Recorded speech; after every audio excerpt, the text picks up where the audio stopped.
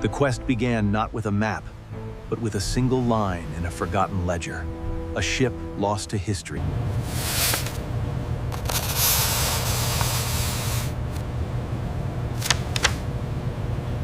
"18 months of scanning the abyssal plain. The wreck's silhouette slowly emerged from noise, a ghost in the data. On the surface, a ship transformed into a recovery platform.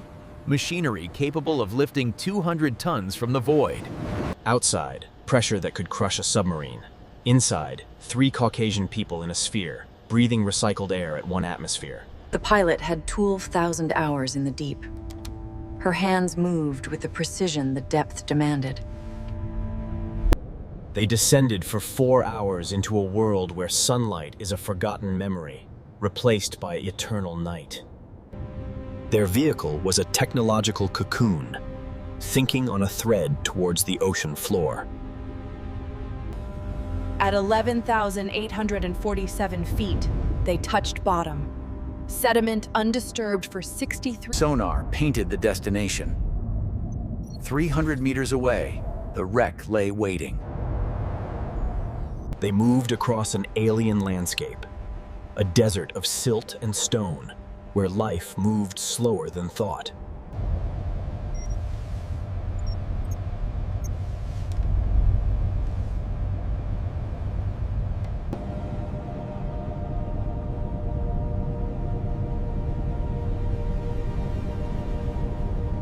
The wreck emerged from the earth itself, a carcass of rust and memory, bearing the violent wound that sent it down. They circled the relic. Their lights gave form to shadows that had not seen light since the war.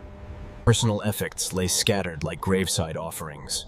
A bottle, a bowl, a bicycle. Stories without endings. The East Asian male pilot held them steady, a feat of concentration against the immense, pressing dark.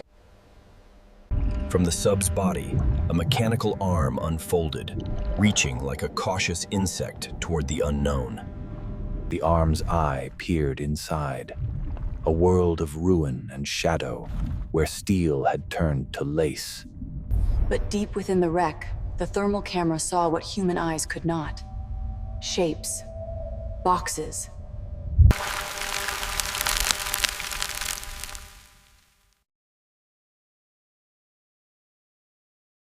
They had seen enough. The target was confirmed. Now, the delicate work of retrieval could begin. The submersible began its long return to the world of light, carrying proof and possibility.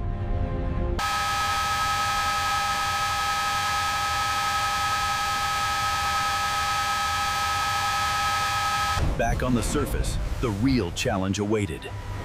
Finding the cargo was one thing. Raising it was another. A containment frame was built, a steel cradle designed to lift the fragile past into the present. With the push of a button, the frame began its 2-mile descent, a slow reverse of the submersible's journey. It sank into the blue, a skeleton of modern engineering descending to meet a skeleton of war. ROVs, robotic surgeons, would guide the operation. Their arms possessed a patience no human diver could manic.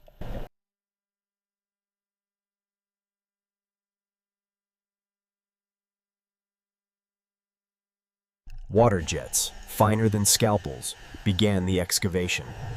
Centuries of sediment were gently washed away. For 11 days, the ROVs worked, cutting, clearing, exposing, every movement calculated to avoid a catastrophic collapse. Expandable foam set rigid, locking history in place against the coming journey. Expandable foam set rigid, locking history in place against the coming journey. The ascent was measured in meters per hour. A breath held for 2 vertical miles. At 11,000 feet, a warning. A strap snagged on a hidden piece of the wreck. The lift was halted. An ROV descended into the tense silence. One wrong move could jeopardize everything. For 40 minutes, The robotic fingers worked with the delicacy of a male bomb disposal technician.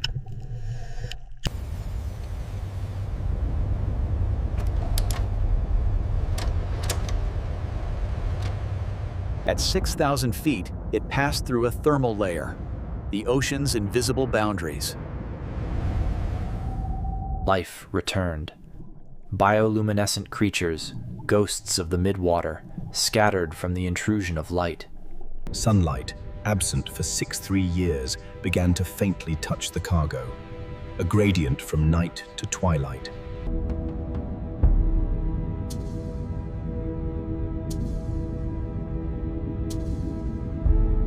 Above, the mothership waited, its shadow a promise of the world above.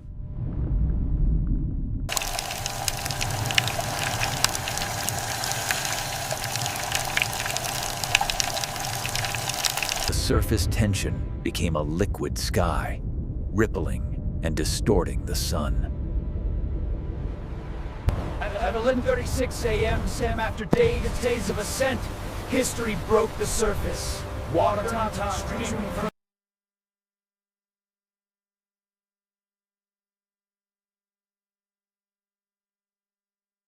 Suspended between sea and sky, it swung aboard.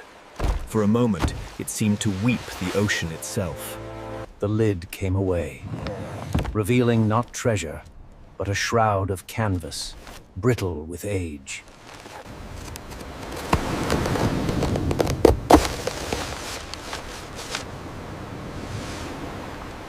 And then, content.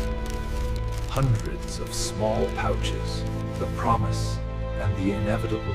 She selected one, an arbitrary representative of thousands. A single point of data from the deep.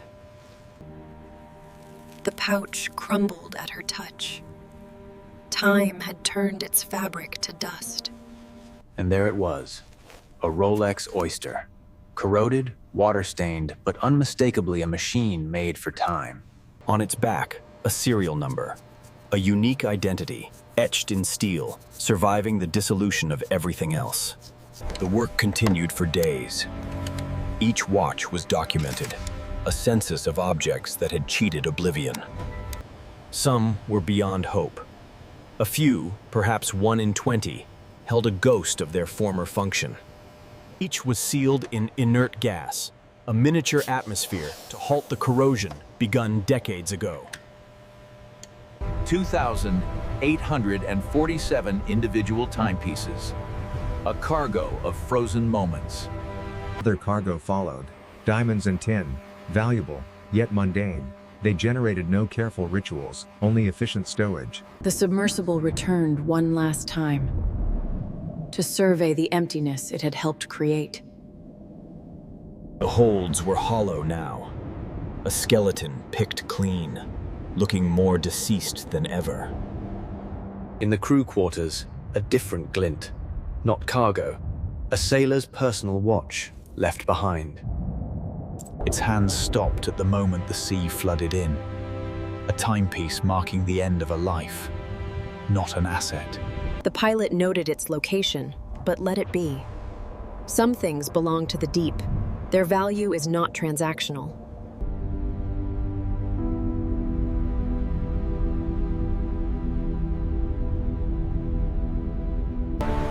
The ship turned for port, its mission accomplished. The ocean behind it showed no sign of the disturbance. Its heart was stilled. The balance wheel, designed for eternal motion, was locked in place. The probe touched it. The specialist noted the fact without conclusion.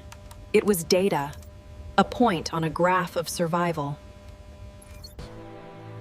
And the ocean, vast and indifferent, continued its slow work, erasing, preserving. The port awaited, a cluster of human light on the edge of the consuming dark. Their journey neared its end. In the ship's belly, the watches rested in their new, artificial atmosphere. Their second voyage was almost complete. Life returned in bursts of energy and sound. Dolphins, not jellyfish. Wind, not pressure. The chief cross-referenced numbers. Each corroded caseback was a key to a historical and financial ledger. The open ocean was behind them. Now came the human world, with its rules, its markets, its expectations. The transfer was swift and secure. The watches passed from one sealed environment to another, never touching the outside air. With a signature, responsibility changed hands. The sea's keepers handed over their charge to the land's custodians. They watched it go. The focus of 18 months of work, vanishing into the city's arteries. Personal effects were packed. The data, the proof, was secured. All that remained were memories in muscle and mind.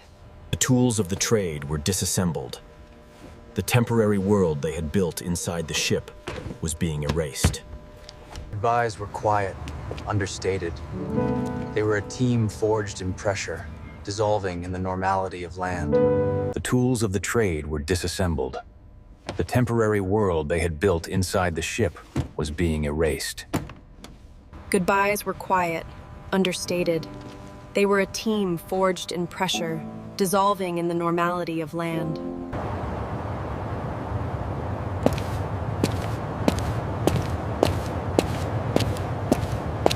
The watches arrived at their next tomb, a sterile, high-security facility where time was measured in valuation reports.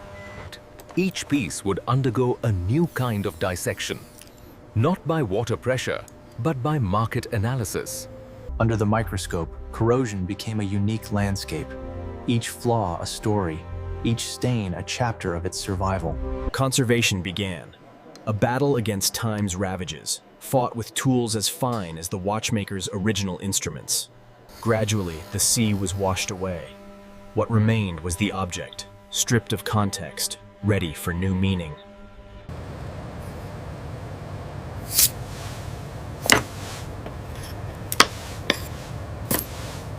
A select few showed promise, a chance, however slim, to tick again, to measure time, not just represent it.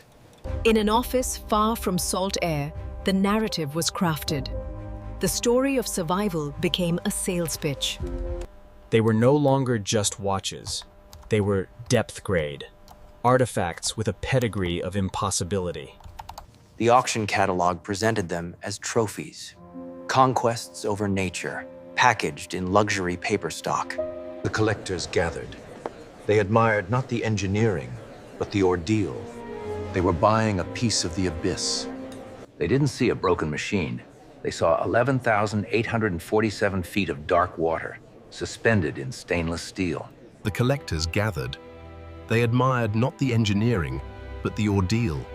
They were buying a piece of the abyss. They didn't see a broken machine.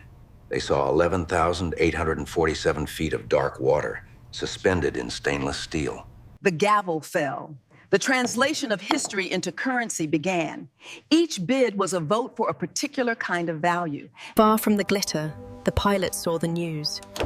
A chapter she helped write was now being sold in a different language. Her trophy was different. A shell, light and simple. A thing shaped by the sea, not ripped from it. She returned to the ocean's edge, not as a conqueror, but as a visitor. Another specialist found her rhythm in smaller, gentler repairs, timepieces that had never known pressure beyond a fall from a mantle.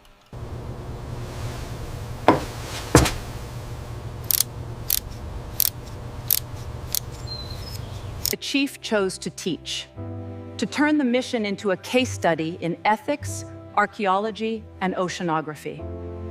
It was an operation. It answered technical questions. The moral ones I leave to you. She offered no easy answer. The watch found its final display case. A story of destruction and survival now served as ambiance for luxury commerce.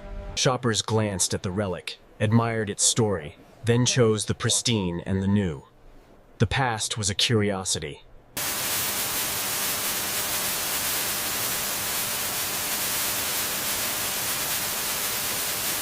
The Hispanic female sailor's watch remained, a humble sentinel keeping its own, private vigil in the eternal dark. This mission left it untouched. Some agreements with the dead are universal, even in the pursuit of knowledge.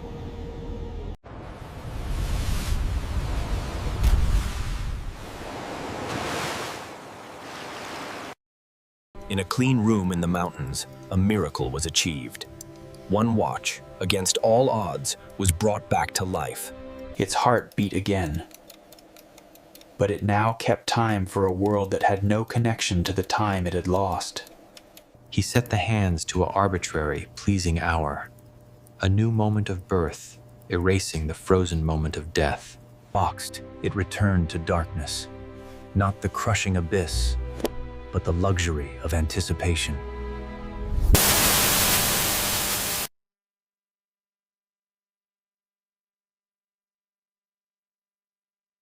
She sought a different ocean, colder, fiercer, a place where the water kept its secrets more fiercely.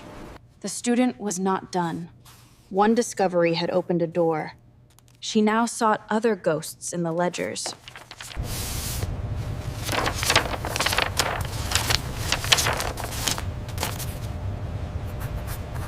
Another line, another ship. The ocean floor, she was learning, was a library of lost intentions. Their ship was scrubbed clean, prepared for its next anonymous contract. The deep mission was just another log entry. Every trace of the abyss was removed. The vessel was returned to a state of blank readiness. The watch became sculpture, a conversation piece about ambition, displayed in climate-controlled silence. It was admired, then forgotten. Its story was a brief diversion in a life of constant distraction. The final numbers were calculated. A financial success by every measure that mattered to the backers. She redirected the wealth, turning the currency of salvage into a seed for pure, unprofitable knowledge. The clock on his bench sprang to life. Its loud, honest tick was a satisfying end to a simple problem. Here, value was clear, function restored. A small, complete victory against entropy.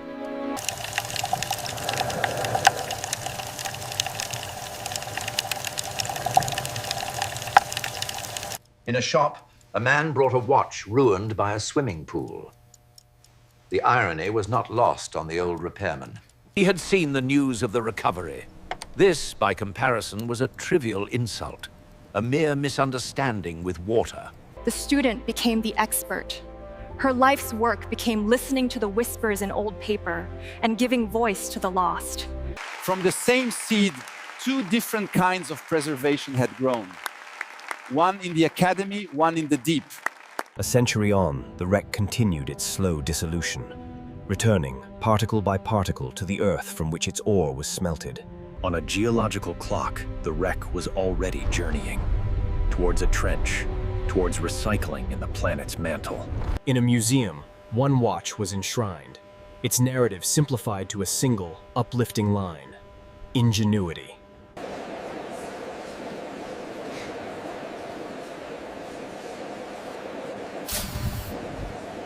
I want to do that. The dream was passed on, not of treasure, but of exploration, the true currency of the deep. Years later, she lived by the sea. The urge to descend had been replaced by the peace of watching its surface.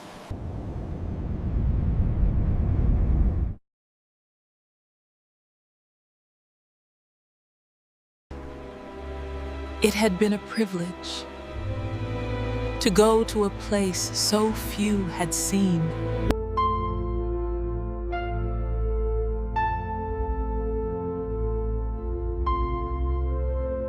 The surface gives nothing away. It keeps its secrets and ours beneath a mirror of shifting light. Generations turn. The watch changed hands again. Its story was now a footnote in an auction catalog. Its financial value had peaked with its story's novelty. Now, it was merely a historical artifact. It found a more honest home. Among objects made for the sea, not for the boardroom.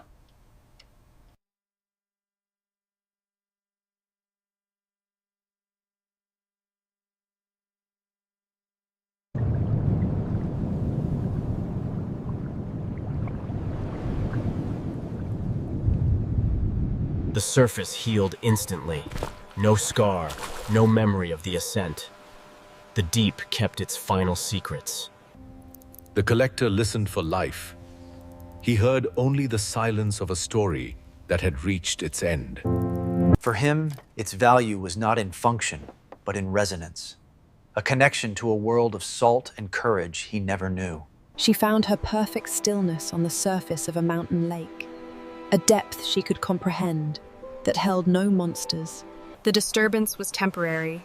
The calm was patient and always returned. A lesson learned late, but learned well. She passed on the blueprints, not just of machines, but of decisions, the weight of what to take and what to leave. The easy questions are technical. The hard ones are here. A new generation began its grapple with the deep. Not with sonar, but with conscience. The port transformed. The scale of commerce grew, making their once epic venture seem quaint, almost pastoral. New frontiers were always being declared. The deep remained, indifferent to the labels humans gave it. The old craftsman saw the perfection of modern pieces. Flawless, but without history. They had nothing to survive. He preferred machines that bore witness, that carried the dents and scratches of a life lived. Others came to remember, not the cargo, but the men. The ocean accepted the offering, as it accepts all things. It drew the flowers down into its embrace. The story lived on as electrons, a ghost in the machine, waiting for the right query to summon it again. Where? Some looked.